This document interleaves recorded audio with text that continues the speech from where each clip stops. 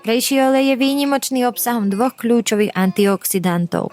Tieto antioxidanty nepôsobia len na povrchu, ale prenikajú hlbšie do buniek, kde chránia bunkovú DNA a mitochondrie pred poškodením voľnými radikálmi.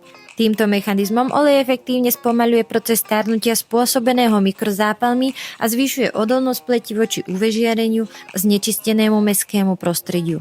Rejší olej viaže na seba vodu a udržuje ju v kožnom tkanive. Spolu s beta-glukánmi stimuluje tvorbu ceramidov, čím opravuje narušenú kožnú bariéru. To je kľúčové pre ľudí trpiacich chronickou suchosťou alebo ekzémami, pretože olej neplní len estetickú funkciu, ale reálne posilňuje pokožku. Má preukázateľné protizápalové účinky porovnateľné s jemnými terapeutickými prípravkami. Rejší olej dokáže modulovať senzorické receptory v pokožke, čím okamžite znižuje pocity pálenia, svrbenia a viditeľné začervenanie.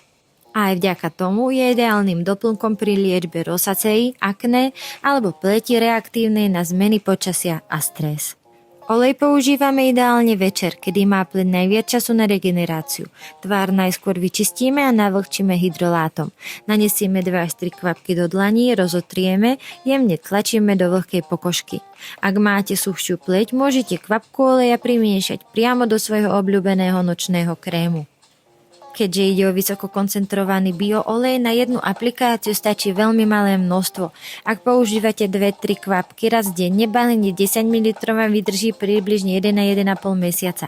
Ak olej použijete len na konkrétne miesta, na pigmentové škvrny alebo podráždené zóny, môže vám vydržať aj dlhšie 3 až 4 mesiace. Vo všeobecnosti ale odporúčame organické pleťové oleje spotrebovať do 6 mesiacov od otvorenia.